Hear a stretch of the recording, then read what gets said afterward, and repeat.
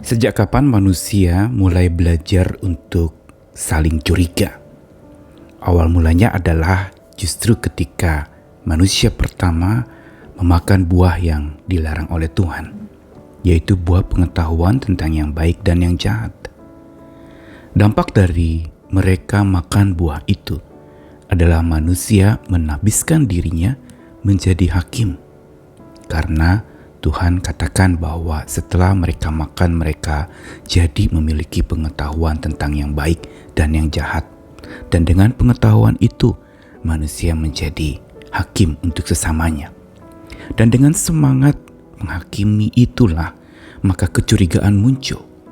Mulai, bukankah setelah manusia jatuh dalam dosa, mereka juga jadi saling curiga, saling menyalahkan, dan hubungan menjadi tidak ada yang namanya kelegaan kalau dipenuhi oleh kecurigaan. Karenanya Tuhan datang ke dalam dunia ini untuk membereskan masalah ini, agar manusia hidup lega tanpa curiga.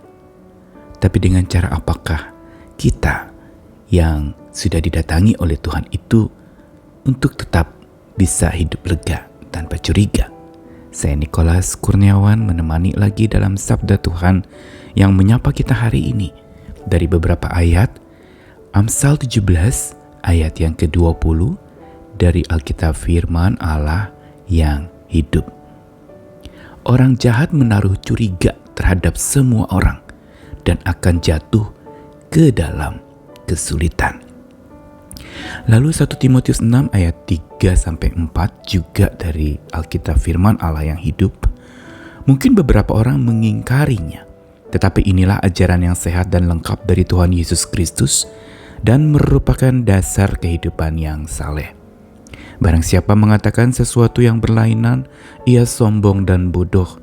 Ia memutarbalikkan makna ajaran Kristus dan menimbulkan perdebatan yang berakhir dengan iri hati serta kemarahan. Dan ini menimbulkan caci maki, kecurigaan, serta fitnah. Dan satu ayat terakhir dari 1 Petrus 2 ayat yang ke-11-12 juga dari Alkitab Firman Allah yang hidup. Saudara sekalian yang saya kasihi, di dunia ini saudara hanya sebagai tamu, karena rumah saudara yang sesungguhnya ada di sorga. Saya mohon supaya saudara menghindarkan diri dari kesenangan yang jahat di dunia ini.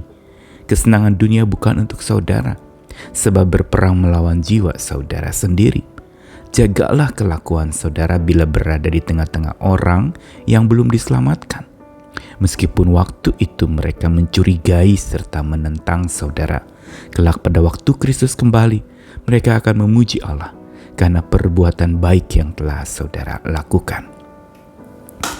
3 bagian sabda Tuhan mulai dari Amsal mengingatkan kepada setiap kita orang percaya untuk berhati-hati dengan sikap kecurigaan.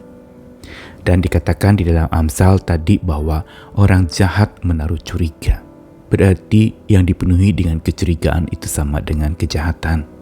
Saat kita menaruh curiga, dan curiga biasanya belum tentu dikatakan kebanyakan hanya dalam hati dan pikiran. Curiga kepada si A, curiga kepada si B, dan ini adalah sebuah tindakan kejahatan.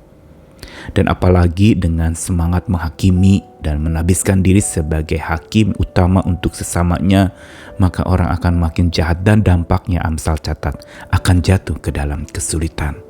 Ini sungguh sangat amat benar. Kita bisa makin sulit kalau kita hidup selalu penuh curiga, atau kita juga akan makin sulit kalau selalu kita dicurigai. Dua hal ini adalah sumber kesesakan hidup kita, bukan? Curiga kepada orang lain, atau kita jadi yang dicurigai. Pasti gak nyaman. Lalu kemudian bacaan kedua dari 1 Timotius 6, Tuhan ingatkan lewat Paulus kepada anak rohaninya Timotius. Diingatkan bahwa akan ada orang-orang yang berbeda dalam pemahaman mengenai ajaran yang sehat dari Tuhan kita. Padahal itu adalah dasar kehidupan yang saleh.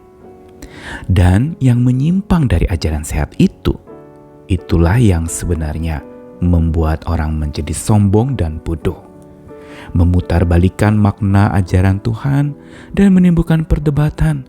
Ujungnya adalah ada iri hati, kemarahan, caci maki, curiga, dan fitnah.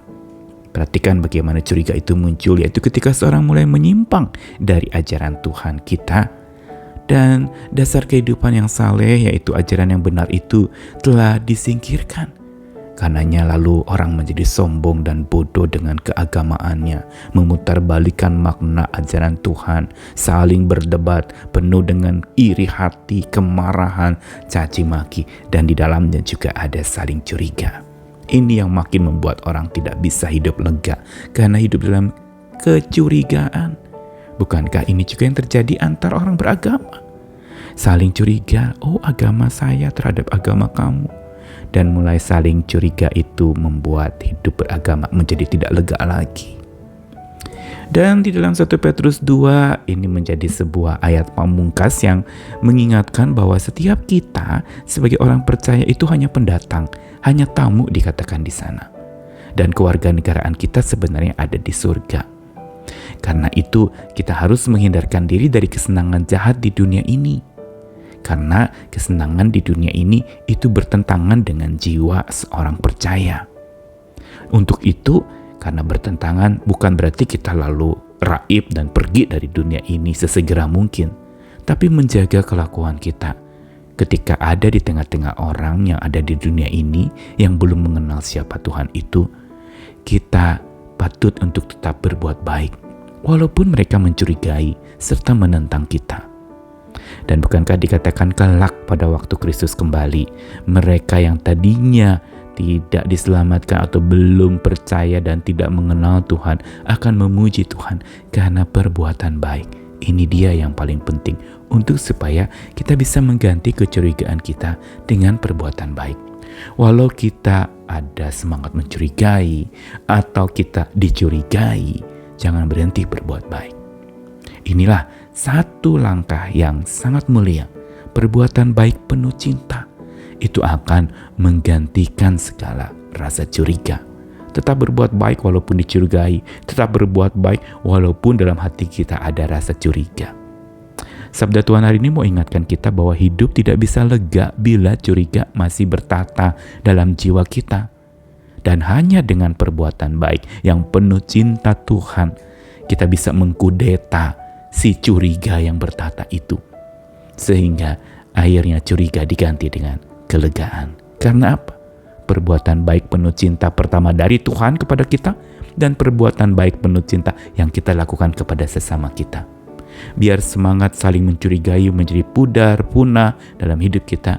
Tapi semangat saling mencintai, semangat saling membuat lega satu dengan yang lain, itu bertumbuh subur. Dan kembali lagi kelegaan yang dari Tuhan akan naik tahta, memerintah dan menjadi yang utama dalam hidup kita. Mari siapa yang mau hidup lega tanpa curiga, datanglah kepada Tuhan yang memberi kelegaan kepada kita dan bersandarlah kepadanya agar dia bertata di hati sehingga curiga turun tahta. Tuhan mengasihi kita sekalian. Amin.